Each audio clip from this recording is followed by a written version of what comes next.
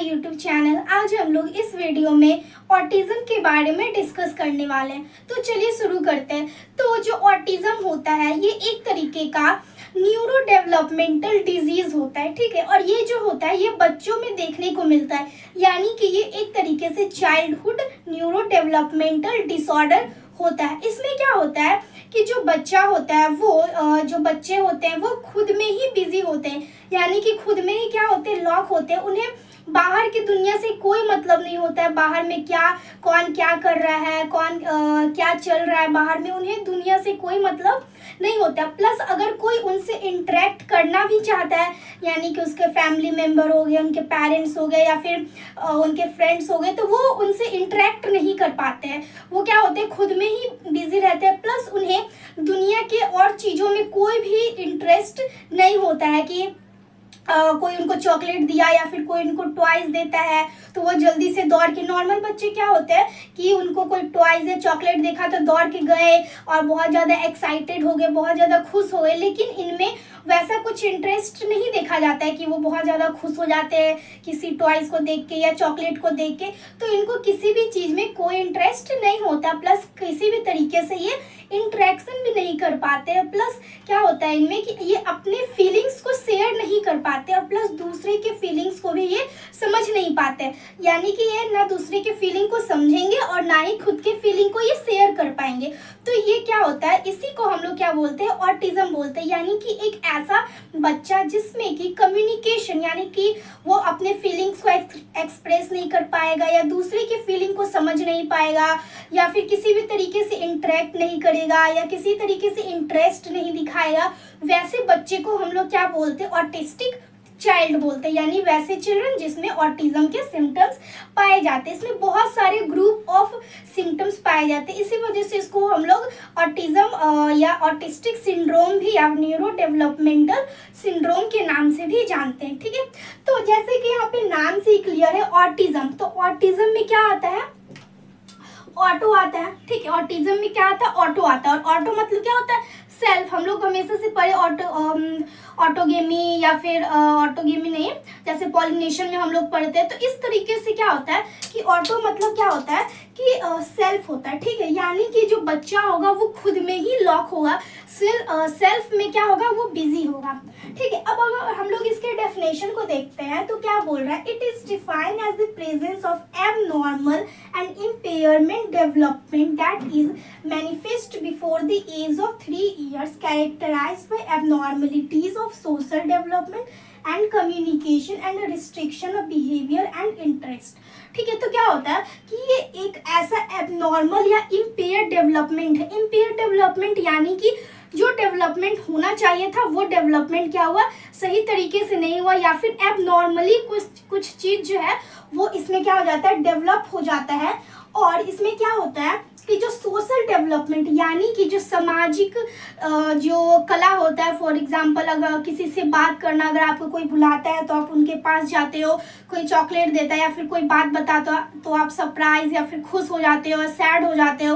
तो ये सब क्या होता है, सोशल डेवलपमेंट होता है, यानी कि आप सोसाइटी के साथ कैसे इंटरेक्ट करते हो।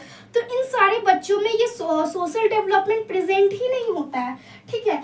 एंड कम्युनिकेशन स्किल्स भी प्रेजेंट नहीं होते, यानी कि वो आप उससे कम्युनिकेट नहीं कर पाओगे, वो आपसे कम्युनिकेट नहीं कर पाएगा। Plus restriction of behaviour and interest, उनको किसी भी तरीके के बिहेवियर और इंटरेस्ट से कोई मतलब नहीं होगा कि मुझे वो खिलौना चाहिए या फिर वो ला दो, ये ला दो, कोई मतलब नहीं। बस खुद में ही लगे रहना, खुद में ही बिजी रहना, खुद के दुनिया में क्या रहेंगे, खोए हुए रहेंगे। तो इसी को हम लोग क्या बोलते हैं, ऑटिज्म बोलते हैं। यानी कि ये एक ऐसा डिसऑर्डर है जिसमें कि क्या होता है, abnormal development of social development, communication and क्या होता है, इंटरेस्ट एंड बिहेवियर भी क्या होता है, बहुत ज़्यादा कम होता है या फिर रिस्ट्रिक्टेड होता है, ठीक है। और ये जो होता है मेनली, अगर हम लोग इसके साइन सिम्टम्स का बात करते हैं तो क्या होता है कि इसके जो साइंस सिम्टम्स होते हैं स्टार्टिंग में क्या होता है कि पता नहीं चलते, जैसे 6 महीना का बच्चा हुआ या 1 साल का बच्चा हुआ तो उतना ज़्यादा पता नहीं चलता, लेकिन जैसे जैसे धीरे धीरे टाइम बढ़ता है, यानी कि 1.5 साल 2 साल 2.5 साल, तो क्या होता है कि जब पेरेंट्स बच्चों से इंटरेक्ट करना चाहते हैं या फिर उनसे कुछ बात करना है या फिर कुछ भी होता है, जैसे हम लोग बच्चे को बोलते हैं कुछ भी बोलते हैं, तो क्या होता है बच्चा समझता है और हमारी बातों को ध्यान से सुनता है।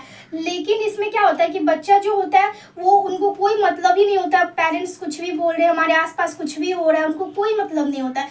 तो धीरे धीरे क्या होता है पेरेंट्स को पता चलने लगता है, साइलेंट सिम्टम्स दिखने लगता है कि हमारा जो बच्चा है वो क्या है, नॉर्मल नहीं है, अब नॉर्मल तरीके से इसका डेवलपमेंट हो रहा है। तो ये जो होता है ये 3 साल से पहले इसका साइन एंड सिम्टम्स आना शुरू हो जाता है बच्चों में। जैसे कि अगर उनके नाम से अगर कोई उनको बुलाता है तो वो सुनते नहीं, उनको कोई इंटरेस्ट नहीं होता है, प्लस उनको चॉकलेट दो, खिलौने दो या कुछ भी दो तो वो बिल्कुल भी इंटरेस्टेड नहीं होते, बिल्कुल भी खुश नहीं होते हैं, एकदम पूरा ब्लंटेड फेस होता है, यानी कि उनको कोई भी फेशियल एक्सप्रेशन वो नहीं दिखाते हैं। ठीक है, तो ये सब क्या था हमारा ऑटिज्म का कैरेक्टरिस्टिक। अगर हम लोग एटियोलॉजी का बात करते हैं तो सबसे पहला हमारा क्या है, जेनेटिक। तो जो जेनेटिक होता है ये भी क्या होता है, बहुत बड़ा मेजर पार्ट क्या करता है, प्ले करता है ऑटिज्म को कॉज करने में। तो ऐसा देखा गया है कि जो मोनोजाइगोटिक ट्विंस होते हैं, ठीक है, जो मोनोजाइगोटिक ट्विंस होते हैं उनमें ऑटिज्म का चांस ज़्यादा होता है डाई जाइगोटिक ट्विंस से, यानी कि जो डाई जाइगोटिक ट्विंस होते हैं उनमें क्या होता है, ऑटिज्म का चांस कम होता है as compare to monozygotic twins. और जो सिबलिंग्स होते हैं, यानी कि अगर कोई बच्चा है वो ऑटिस्टिक चाइल्ड है, यानी कि उसको ऑटिज्म है, तो उनके जो सिबलिंग्स होते हैं उनमें भी चांस होता है क्या, कि उनमें भी क्या हो सकता है, वो ऑटिज्म हो सकता है, वो भी ऑटिस्टिक चाइल्ड हो सकता है। कितना परसेंट चांस होता है, 2% चांस होता है कि वो भी क्या हो सकते हैं, ऑटिस्टिक चाइल्ड, या उनमें भी ऑटिज्म पाया जा सकता है। फिर आता है क्या, मेडिकल फैक्टर। तो मेडिकल फैक्टर का अगर हम लोग देखें तो क्या होता है, फ्रेजाइल एक्स क्रोमोसोम सिंड्रोम, यानी कि अगर किसी को, अगर उसके पेरेंट्स को फ्रेजाइल एक्स क्रोमोसोम सिंड्रोम हुआ है तो क्या हो सकता है, उसमें भी ऑटिज्म हम लोगों को देखने को मिल सकता है। इसमें क्या होता है कि जो जीन होता है, कौन सा जीन होता है, FMR1, ठीक है, तो जो FMR1 वाला जो जीन होता है उसमें क्या हो जाता है, म्यूटेशन हो जाता है। म्यूटेशन होने की वजह से क्या हो जाता है, जीन में चेंजेस हो जाते हैं, क्रोमोसोम में चेंजेस हो जाते हैं और उसकी वजह से ऑटिज्म हम लोगों को देखने को मिलता है। फिर थर्ड है हमारा क्या, पेरीनेटल फैक्टर, यानी पेरीनेटल यानी कि जब बच्चा वुम में था उस टाइम पे ऐसे कौन कौन से फैक्टर थे जो कि ऑटिज्म को कॉज कर सकता है। तो अब जब क्या होता है कि जो मैटरनल ब्लीडिंग होता है, यानी कि फर्स्ट ट्राइमेस्टर के बाद क्या होता है, फर्स्ट ट्राइमेस्टर के बाद जो फर्स्ट ट्राइमेस्टर के बाद अगर ब्लीडिंग होता है, मैटरनल ब्लीडिंग होता है, तो उसकी वजह से भी क्या हो सकता है, ऑटिज्म कॉज हो सकता है। ठीक है, फिर आते हैं क्या, सोशल फैक्टर। हमारे आसपास में, हमारे सोसाइटी में ऐसे बहुत सारे फैक्टर्स होते हैं जो कि ऑटिज्म को कॉज कर सकते हैं। जैसे कि अगर वो उनके फ्रेंड्स जो बच्चे हैं या आसपास में कोई बच्चे हैं तो वो बच्चे जो है जैसे कि हम लोग क्या होते हैं, जो बचपन में होते हैं तो खेलते हैं, ठीक है, बच्चे लोगों के साथ खेलते हैं तो हमारा सोशल, हमारा फिजिकल, तो ये सब मेंटल हमारा डेवलपमेंट होता है। लेकिन अगर आसपास में कोई बच्चे नहीं है उनके साथ खेलने के, या फिर उनके घर पे कोई ऐसे पेरेंट्स नहीं है जो उनके साथ खेल पाए, रह पाए, उनके साथ इंटरेक्ट कर पाए, तो उसमें भी, उस कंडीशन में भी क्या होता है, हम लोगों को देखने को मिलता है ऑटिज्म। फिर आता है इन्वायरमेंटल फैक्टर, यानी हमारे आसपास में कौन कौन से फैक्टर्स होते हैं, कौन कौन से फैक्टर्स हो सकते हैं। जैसे कि अगर फैमिली कंडीशन सही नहीं है, अगर फैमिली में कम्युनिकेशन सही से नहीं होता है, या फिर टूटा हुआ फैमिली, या फिर डाइवोर्स फैमिली है, पेरेंट्स है, तो इससे क्या होता है कि बच्चे पे बहुत ज़्यादा स्ट्रेस पड़ता है और पेरेंट्स जो होते हैं, पेरेंट्स भी बच्चों पे उतना अच्छे तरीके से ख्याल नहीं रख पाते, उतना ज़्यादा इंटरेस्ट नहीं दिखाते बच्चों में, उतना ज़्यादा इंटरेक्ट नहीं कर पाते। इसकी वजह से क्या होता है कि बच्चों में सोशल या फिर कम्युनिकेशन स्किल डेवलप नहीं हो पाता है और फिर धीरे धीरे क्या होता है, बच्चा जो होता है वो ऑटिज्म में कन्वर्ट हो सकता है। ठीक है, तो ये सब क्या था हमारा एटियोलॉजी। नेक्स्ट हम लोग देखते हैं इसके क्लिनिकल फीचर्स के बारे में। तो सबसे पहले हमारा क्या, सोशल इंटरेक्शन। तो ये जो ऑटिज्म वाले बच्चे होते हैं, इनमें क्या होता है, जो सोशल इंटरेक्शन होता है वो बहुत ज़्यादा पुअर होता है। कभी भी जब पेरेंट्स या फिर कोई भी और सोसाइटी का मेंबर जो है उनसे अगर कम्युनिकेट करना चाहता है, इंटरेक्ट करना चाहता है, तो वो कोई भी इंटरेस्ट नहीं दिखाते, प्लस कोई भी इंटरेक्शन नहीं करना चाहते हैं। और इनमें क्या होता है कि रिलेशनशिप बनाने का, यानी जो फ्रेंडशिप बनाने का या फिर एक अच्छा किसी से कम्युनिकेशन करने का, ये सब एबिलिटी इनमें बिल्कुल भी प्रेजेंट नहीं होता है।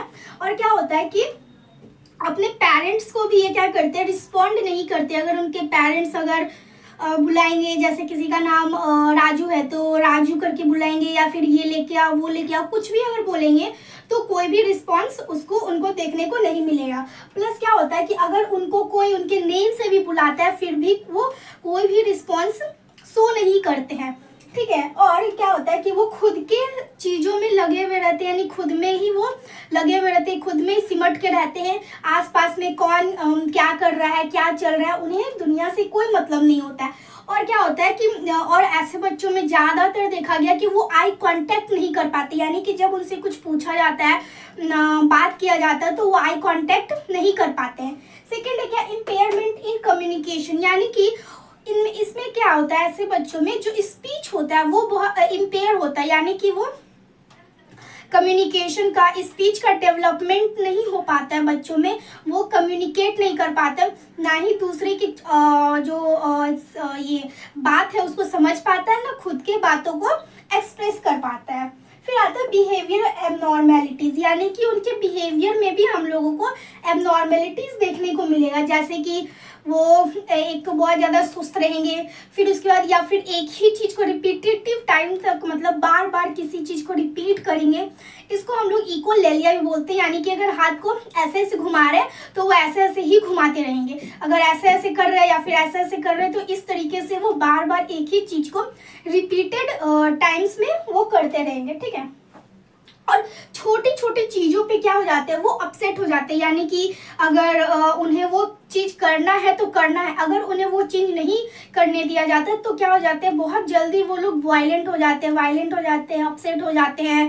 तो इस तरीके से वो उनका जो बिहेवियर है वो बहुत ज़्यादा एबनॉर्मल होता है एज कम्पेयर टू नॉर्मल बच्चे से, ठीक है। फिर कॉग्निटिव एबनॉर्मेलिटीज, यानी कि कॉग्निटिव एबनॉर्मेलिटीज में अगर हम लोग देखें तो या तो बच्चा क्या होता है, देखा जाता है कि या तो बच्चा बहुत ज़्यादा ये होता है, उसे कुछ भी याद नहीं होता, जो मेमोरी होता है बहुत ज़्यादा वीक होता है, वो कुछ भी याद नहीं कर पाता। मैथ हो गया, कैलकुलेशन हो गया, रीजनिंग हो, वो सब जल्दी क्या होता है, कोई भी लर्निंग स्किल्स को सीख नहीं पाता जल्दी से जल्दी।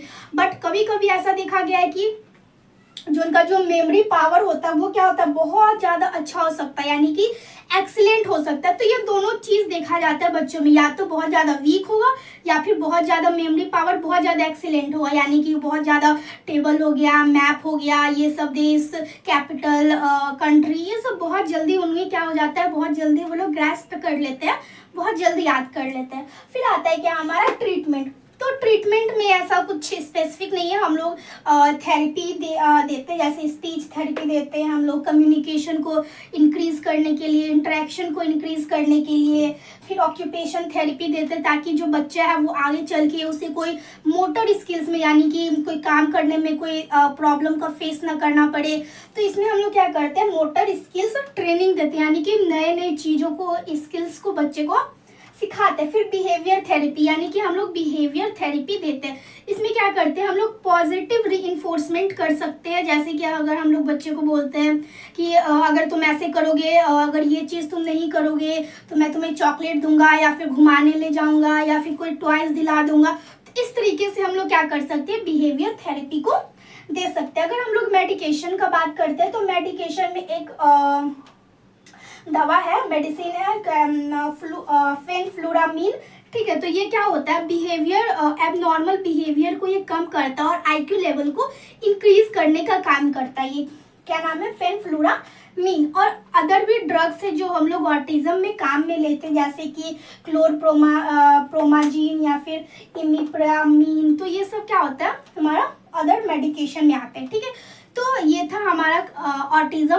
आई होप आपको समझ में आया होगा और वीडियो पसंद आया होगा। और अगर वीडियो अच्छी लगी then please subscribe to my channel and like the video. Thank you so much for watching.